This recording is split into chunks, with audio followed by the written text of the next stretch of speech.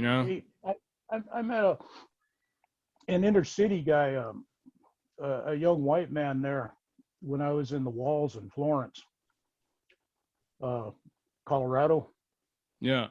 and he had 50 crack rocks in his pocket, and he was doing life with 150. You know, A white dude, kicking huh? the laws.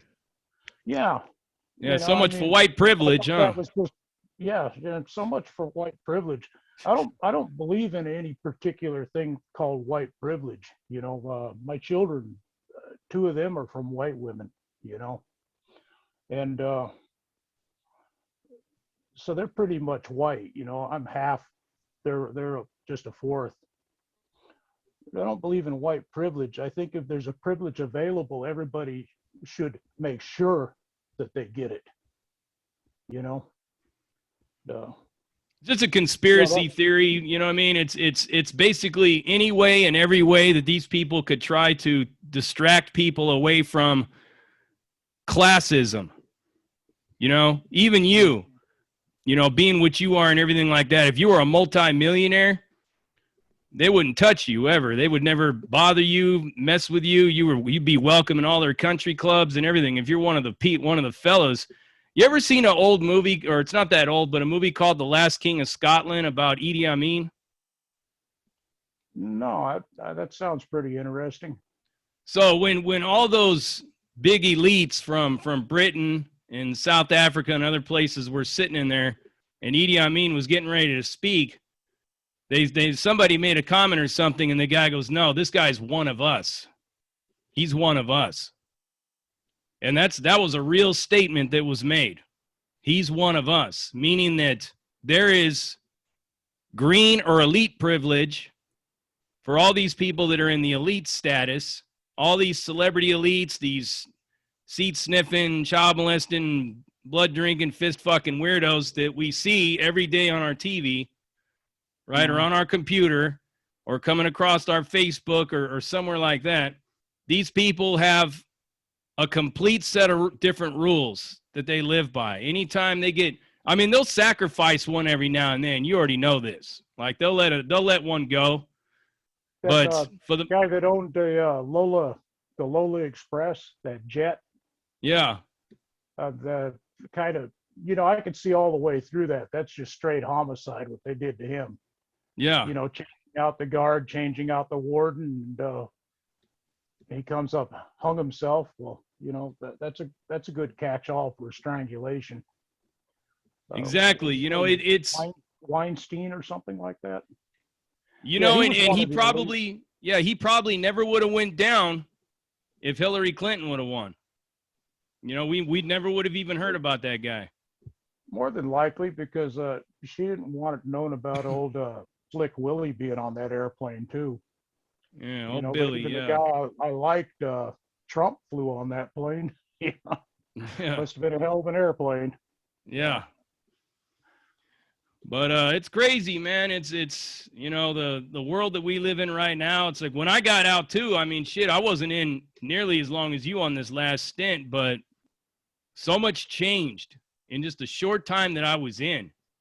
Like I didn't know anything about these gender pronouns and you know this and that. It's like I was working in a restaurant, bro. I started out as a dishwasher. I'm working in there, and I said, I called somebody over. Hey, can you tell her to come over and you know again? Then she comes into the dish pit and she goes, I'm gonna tell you this one time, and I know you probably don't know, but don't call me she. And I'm like, Okay. okay, well, what do I call you? You know what I mean? She just like, well, just don't call me she. I'm not a she. I have no gender. All right. Have a nice day. What am I supposed to call you? It? You? You know what I mean? This is the craziness of it, man. This is actually the craziness of what is going on. But It's everything's overboard. Tearing down monuments and statues.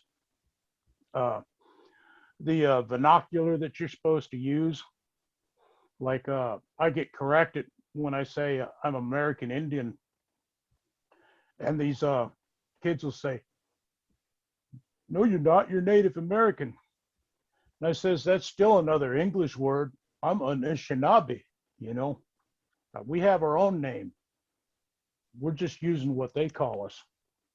Yeah, down here they like to use indigenous. That's what they use here. That's their politically correct, accepted terminology here. And that'll So I give them that respect. You know what I mean? I give them that respect. Yeah. I'm not going to change my vernacular. You know what I mean? Yeah. I'm still registered, or you know, I go to like the Bureau of Indian Affairs for things, and the Phoenix Indian Health System, and I'm from the White Earth Indian Reservation.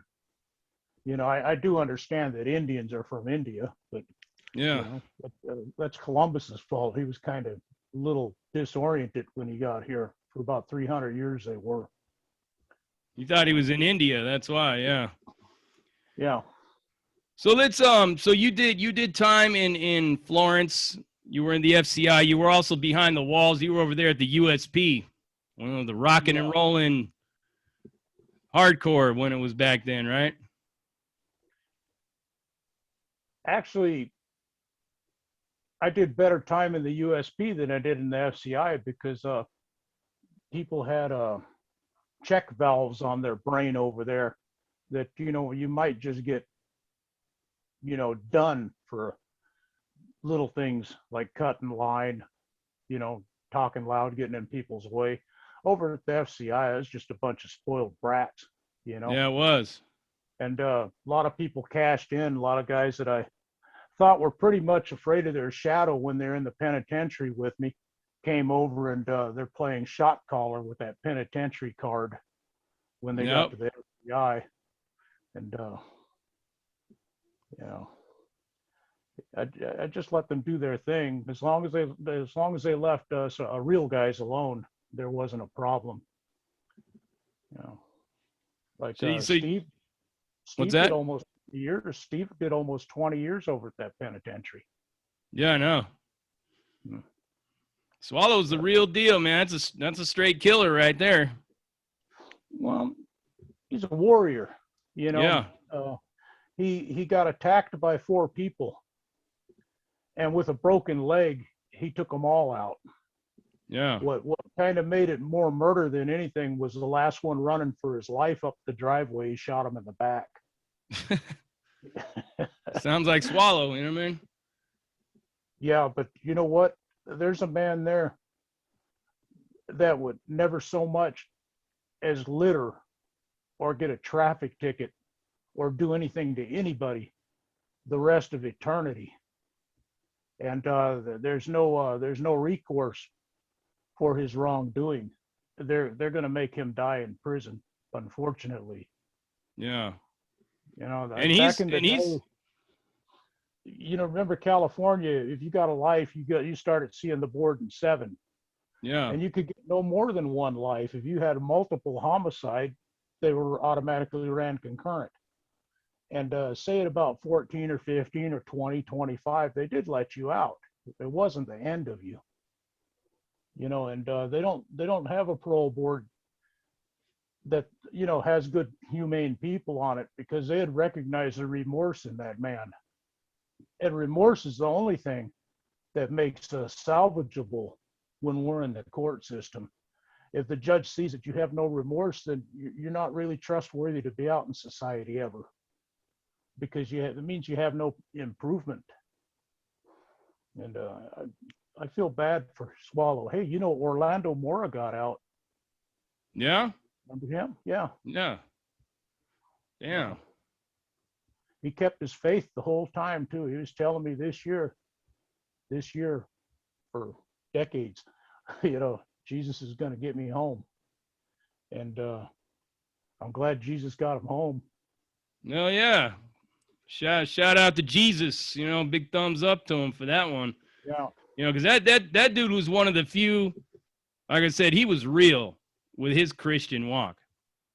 You know, he was real. He was definitely real with it. But a lot of these cats, you know, they get into that church and they hide in there, you know, and they're not real. You know, the minute they get out, it's back to the same old shit that they've always been doing. You know, I mean, that's why I always tell people don't mess with that religious stuff, man, unless you're serious, because regardless of what I believe, and as you know, right, regardless of what I believe, what I do know is that you could create your own religion, you could create your own God, and you and 100 people could keep praying to this manufactured God for 100 years, and you'll actually make him real. You know? Yeah. That's the power that grandfather gives everybody. You have that ability to All a connect that religion way. does, all a religion does is it bends reality. Yeah. Yeah. And we didn't have too many fake people in our lodge, did we? It's way No. too hot for that. No. Way Yeah, I too mean, hot. you think you're just getting in there to take a couple of rips off that Chinook, you know what I mean? Them people didn't last after round one. They're crawling out. Yep. We stayed in the whole time, right? All 4 rounds. Yep. Yep. Well, you do the 5th round, the buffalo round too. Yeah. That was the 5th round was always what did they like to call it? The buffalo round, the overkill. You know what I mean? Yeah, I didn't need that. Yeah. Oh, I stayed in there, man. Shit. Like I said, I remember I was really, really sick one day. And I don't know if it was Swallow or if it was and I can't remember that cat's name. He was Navajo. Really, really long hair. Trying to remember his name. But he told me, "Come on, man. Just go sweat it out. You'll get rid of it." And I mean, I had a bad sinus infection. I was sick. I went in there. After the 4th round, I felt like there's a big amount of pressure drop in my face. I couldn't even use my towel anymore because I was blowing all this green, giant, nasty green shit into this towel. And the dude just took it and threw it into the fire to burn it out. You know what I mean? Get rid of it. You sent it into the spirit world. Yeah. And plus that was part of you. It was an offering. Right. Yeah, I love that place, man. It pissed me off to see how they were coming after it, and that's why I said, a lot of people, since I started this YouTube world, I've had a lot of cats trying to call me a devil worshiper, a Luciferian, and all these different things like that. I held down the Jewish service the whole time in there because they were trying to get rid of it, if you remember. But I do. Yeah, people have tried to call me that because, I was close with Jay. But in reality, I helped Jay and I helped Rocky and I helped a lot of them dudes keep their services and have more stuff and have the budget, because they didn't have anything, man. The budget wasn't getting them nothing. So I changed all that, and I gained some good friends, some good people in the process. I mean, because I don't care what your religious beliefs are. I look at you for who you are, not your religious belief. That religion is really the only thing that you have left to express your compassion. You're devoid. You're not even allowed a little animal to love. But that religion is good. That religion is it's a pacifier. It gives people a little bit more length on their fuse in there. And all those men you mentioned, they're out, and I guarantee you they'll never go back to prison again. No. And it had a lot to do with the us leaning on one another and speaking up, lifting one another up over the years. And you've noticed we're all in touch out here too. We all stay in touch. Hey, you still talk to Jay Burkholder every now and again, don't you? Oh yeah. He finally got out and got his protein and stuff like that. Yeah. Dude's a monster now. But yeah. Same with Zach Klein. He's really doing good, with his tattoos. Mm-hmm. Yeah. Those guys did well. Those are guys that you would think would be the guaranteed to come back, at least on a violation, and they haven't. No, not me neither, man. I mean, shit, and I virtually got dropped out here with absolutely nothing, and I made it. It's a mindset, you know what I mean? Same here. I had enough to get a couple sets of clothes and a cell phone when I got out. I started out walking. My first paycheck, I got a mountain bike, and I've come up from there. You know, there's a formula to it, and it's patience and humility.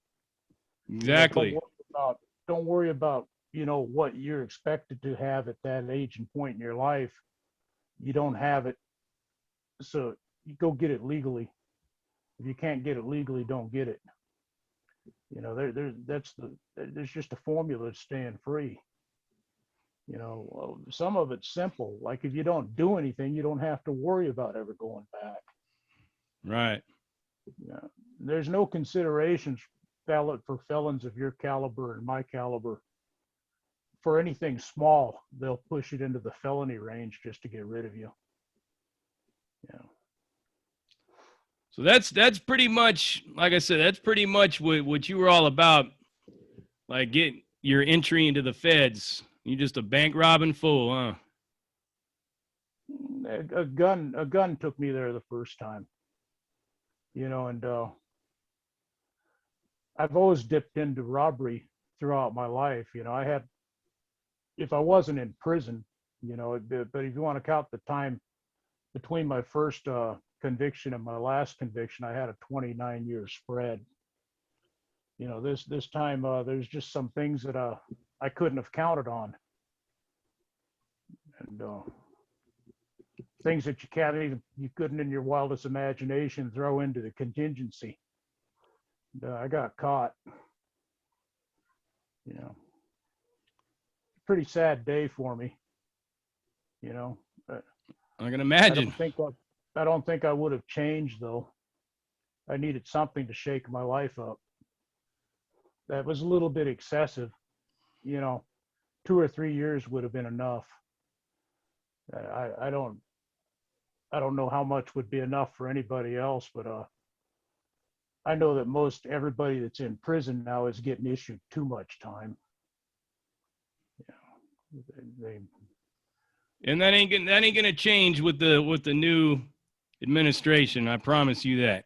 You know what I mean? no, he wants to milk the taxpayer so they can hire more guards and put the taxpayers' children's in prison. You know, build more prisons, and where's he getting them? Nowhere. And you know who's got one of the best models for corrections is the German country of Germany. And you know, check out their model. And when an American journalist went over to interview them, and now these people have like a 1% return rate. The guy was insulting them, like telling them, well, you think that 15 years is okay for an assassin? You know, trying to talk them down. And the guy was very respectful to him, but he should have reminded him, well, does your way work? Yeah. uh, things need to change. You know, there's like what the Department of Labor said that 1 out of 3 working age males in this country has some sort of police record. You know, that's a high amount, don't you think? I believe that at some point in time we should be able to have incentivized rehabilitation to where we work towards expunging our record, kind of like our credit, you know? After 7 years your credit goes good, we should have that kind of out for our criminal record so that we can get all our rights back, specifically our firearms rights back, because I got to tell you, the kind of neighborhood that I live in, if somebody comes into my house and they're coming at me, well, you know, what am I going to do? Hold on a minute. Let me call the cops. We'll blow their fucking head off, man, if I got the means to do it. If not, you know what I mean? I have other means to take care of it that I've trained myself with because Yeah. I had to meet the void. You know, you got to improvise, you got to overcome and adapt. Well, So just I got some remember, skills with some other stuff that unless he has a gun, then they don't really do me any good. You know? you can go percussion. Yeah. You can get yourself a replica. If it's a replica or a true antique, anything that was designed and you know before 1897 is considered a primitive weapon. So one of those black powder cap and ball pistols, you can defend yourself. But While you're on paper, I wouldn't recommend it. That's a for sure violation. Not on paper anymore, brother. Yeah. You know, and I got to tell you, man, I always knew that I was going to do it. If you remember, I told you, man, I'm going to be successful when I get out. I'm going to, because it's the mindset. Like I said, I tore down a lot of my old beliefs, a lot of these walls that I built up. You know, I was, like I said, in that federal system, you know, I'm coming from the CDC as you know, you've been in there. It's completely racially segregated. You stay with your people, whoever your people are. That's who you see. You don't rub shoulders with nobody else, man. You got to keep that level in order to ensure that there's no racial tension that way. You know, when if I'm betting with this dude and he's a Crip and we're betting on the game and he wins and I decide I'm not paying you, that just causes a whole racial affair right there, you know? So they made a lot of these rules that way for that reason. But when I was over there in Florence, man, I got to basically get to know a lot of people from a lot of different walks of life, man. And it changed a lot of my views on a lot of things, you know? Yeah. Yeah. But, California's pretty segregated. yeah, say the I mean, least. you can't even play cards with another race there. You know, I Yeah. mean, it's a little overboard. Yeah. Well, I'm not going to take up too much more of your time, but real quick, I wanted to ask you about something in the CDC. You had mentioned that you actually seen Charles Manson in there once or twice. Oh yeah, actually quite a few times. He came out to our pipe ceremonies because they had him on a day pass. He was in the shoe, and he was a porter, you know, a janitor in the chapel, and he treated us well. He had always been friends with the Indians. When he was in Terminal Island, he's a little mouthy dude, and he's got a loud mouth, and he'd pick on the cops. And they put him on the Indian run in TI, hoping he'd get raped or murdered. And the most of the traditional Indians left him alone because the guy was a little bit crazy, and you leave crazy and retarded people alone. You know, you don't want to release those spirits that are in them. Yeah.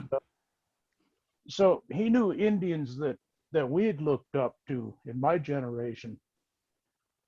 And he was good to us. You know, he did a interview with Geraldo Rivera and got a few million. And the guy gave us enough money to open a native halfway house. We took everybody, but we had our own halfway house in the Bay Area for a little while. You know, yeah. It's strange how the media and how entertainment in Hollywood will beef somebody up as being the most horrible, evilest monster ever. But yet he was the only felon in that camp, so they put it all on him. If you check out the original interviews when they got caught up in Kern County, Inyo County, the guy wasn't in on any of that stuff. But you know, he wrote it like a champ. He don't tell on people. The guy was state raised. right. You know, and he took it all the way to the end. No. He wasn't a bad man as far as I'm concerned. It's crazy. Oh, and when one last thing, y'all remember you mentioned as well. We want to get out there. You escaped when you were younger, right? Yeah, I forged a classification chrono to get myself in to be reclassed, and I got reclassed with a minimum custody. They said, "Well, you still have a couple years left. Well, I don't know. We should put you out there." And I said, "Oh, come on." They put me out there, ran off. So you said that you were one of the first people that they ever kept in a maximum security facility as a pretrial, right? Yeah, they were worried about me. You know, I'm a big kid back then, and they were worried about whether they could keep me in the county jail or not. So the sheriff called up the governor, first called up the warden, Warden says, yeah, but you better ask the governor, and call up the governor and the sheriff, and the governor talking. He says, oh yeah, I don't have no problem with taking him down there. And then the warden asks the governor, well, what kind of number do I give him? He's not even convicted of a crime. And the governor told him, well, give him 17. Every good card house holds on 17, you know, in the blackjack game. And that's what my number was, SK 17, safekeeping 17. But they still practice that over there. You know, they'll keep unruly criminals to this day over there under the SK number system. Wow. You have to tell me more about that someday. I'm not too familiar with that. Yeah. Nevada was a strange place, man. Yeah. I'm glad I'm not doing time over there. I'm glad that's in the past. I'm glad that the whole mess is in the past for you, for me. We can finally have a little bit of peace with the remaining time that we have left on this earth. You know, Yeah. but like I said, the one thing that I always say is that, I mean, I don't have any regrets for anything, because what good do these regrets do me? I mean, I can't go back in time and change nothing. So to have regrets is kind of like counterproductive to my overall mental makeup, you know? You're one of the guys that had said it before. You can't change the past, but you can affect the future. Exactly. You know, and you're living proof of it. Yeah. Well, my man, it was great. This is good to see you again. Yeah, it's been a couple years. Yeah, I'm glad you're out, man. I'm glad you're doing good. Looks like you're going to continue to do that. Mm-hmm. And I mean, I applaud you for it. Like I said, you were a very important person to me as far as my growth in a lot of ways in there. You know, always relied on your wisdom, and you just always been cool, man. Like the world could be on fire and you're just laid back like you are now. You know, people were panicking over what they were going to do next, but you were always just cool about it. It's a lot of wisdom and a lot of resolve and a lot of humility on your part, man. And I picked up on a lot of that and gained a lot of that from you in a lot of ways. In a lot of ways, I'm still a wild spirit, you know, but I guess it's just part of my nature. But for the most part, all I got to say is thank you for everything, and thank you for at least trying to help a lot of these younger generations see the error of their bullshit ass thinking that they were going through, you know? Yeah. Like you said, cutting in front of lines, cutting in front of people in the chow hall, bumping into people, never saying excuse me, you know, just all kinds of stuff, man. And you were always one of the main ones that people would count on for that, man. And we all respect you and appreciate you for that. Thank you. But I'm gonna go ahead and cut this one out, but I have a closing motto. It's kind of arrogant and sarcastic. I know you probably really don't mind, right? I don't mind at all, man. I'm gonna tell you how it goes. Risen Break Raw, uncut, uncensored, no holds barred, non-sugarcoat, not politically correct, all up in your face, slapping you with that dick of reality, and we out. That's what it is. All right, brother. I'll see you. Take care.